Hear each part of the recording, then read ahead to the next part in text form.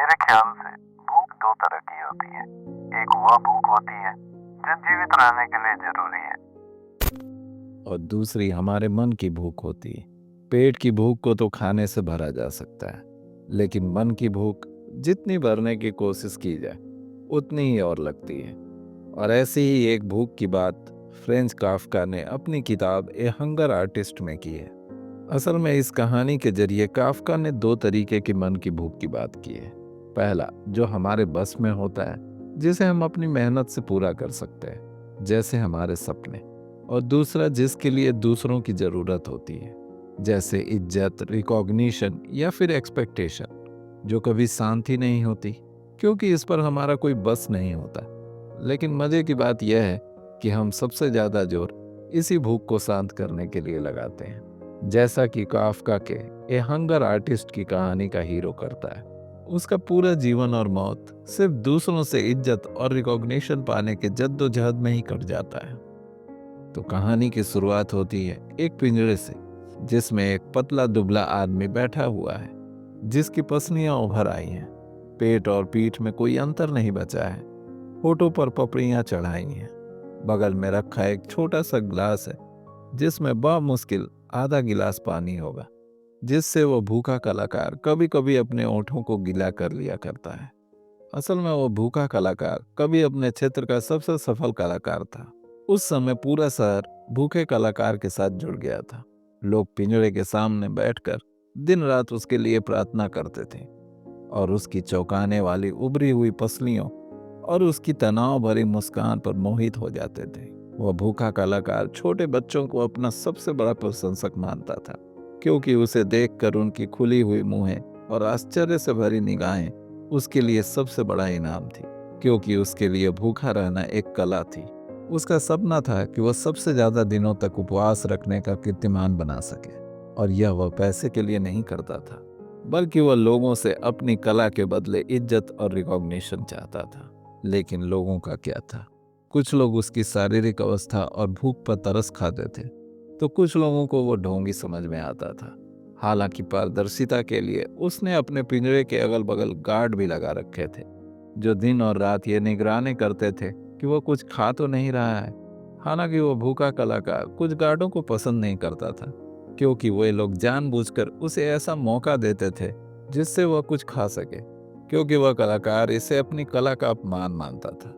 जबकि जो गार्ड उस पर मुस्तैदी से पहरा देते थे, वह उन पर खुश रहता था और उन्हें अलग से कुछ पैसे देता था ताकि वह सुबह नाश्ता कर सके। हालांकि अब धीरे धीरे पिछले कुछ दशकों में भूख की कला में काफी गिरावट आ गई थी। लोगों में भी अब धीरे धीरे इसका आकर्षण कम हो रहा था। इसलिए उस भूखे कलाकार ने एक मैनेजर को रखा, जो इवेंट मैनेजमेंट करने में माहिर हो, ताकि वह ज्यादा से ज्यादा भीड़ जुटा सके। इसके लिए वो मैनेजर 40 दिन के उपवास का एक शेड्यूल बनाता है, क्योंकि उसके समझ में आ गया था कि ज्यादा दिनों का उपवास लोगों को बोर कर रहा था, और उसने कुछ ऐसा ही किया।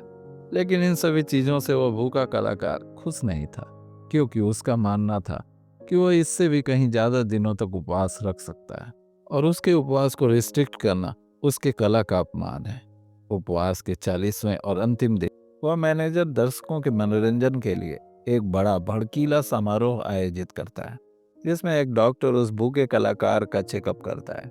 दो लड़कियां उस भूखे कलाकार को उठाकर खाने की मेज पर ले जाती हैं, और वो मैनेजर उसे खाने के 2 निवाले खिलाता है, जिससे दया और भूख की तड़प का एक ऐसा एहसास पैदा होता है जो दर्शकों को दिल से छू जाता है, और पूरा समारोह तालियों से गड़गड़ा उठता है।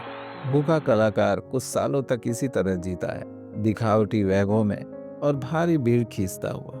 लेकिन वह शायद ही कभी खुश होता है, क्योंकि कोई भी वहां उसकी कला का सम्मान या सही मायने में उसे समझ नहीं रहा था। लेकिन जब धीरे धीरे उसकी प्रसिद्धि फिर से कम होने लगती है, तब वह अपने मैनेजर से अलग हो जाता है और एक सर्कस को ज्वाइन करता है, क्योंकि उसे लगता है कि अभी भी उसका सर्वोत्तम आना बाकी है। लेकिन सर्कस में भी उसे कोई स्थान नहीं दिया जाता। उसके पिंजरे को दूसरे जानवरों के पिंजरे के साथ सर्कस के डिस्प्ले एरिया में रख दिया जाता है, जहां अक्सर लोग लंबे डग भरते हुए तेजी से आगे निकल जाते हैं और उसे एक नज़र भी नहीं मिलती। उधर धीरे धीरे उस भूखे कलाकार के उपवास के 40 दिन भी पूरे हो जाते हैं, लेकिन सर्कस के कर्मचारियों और लोगों की उपेक्षा के कारण उसके पिंजरे पर लगे हुए चिन्ह धीरे धीरे धुंधले पड़ने लगते हैं। हालत यह थी कि कर्मचारियों ने उसके पिंजरे की देखभाल करना भी बंद कर दिया था। उधर भूखा कलाकार जानता था कि वह महानता की एक नई ऊंचाइयों को छू रहा है, लेकिन उसका दिल भारी हो जाता है क्योंकि कोई भी उसके काम का गवाह नहीं बन रहा था।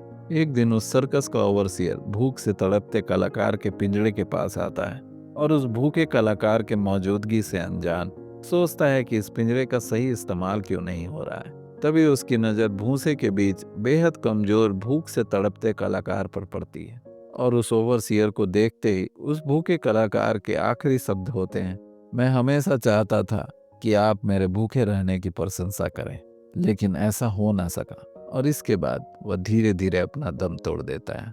और इस कहानी के अंत में उस भूखे कलाकार के पिंजड़े में एक नौजवान तेंदुए को रखा जाता है जो नई ऊर्जा से भरा हुआ है, जिसकी अटखेलियां और जीवन के प्रति उसका प्रेम उसके गले से इतनी जोर से निकलता है कि दर्शक अपने आप उसकी तरफ मंत्रमुग्ध हो जाते हैं और उस पिंजरे को चारों तरफ से घेर लेते हैं। क्योंकि जब आपकी भूख शांत करने के लिए खुद के हाथ पर ही भरोसा नहीं है तो दूसरे के हाथों का क्या भरोसा।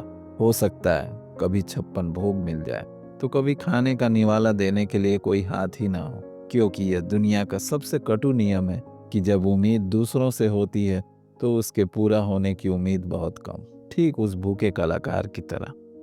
Thank you and best of luck.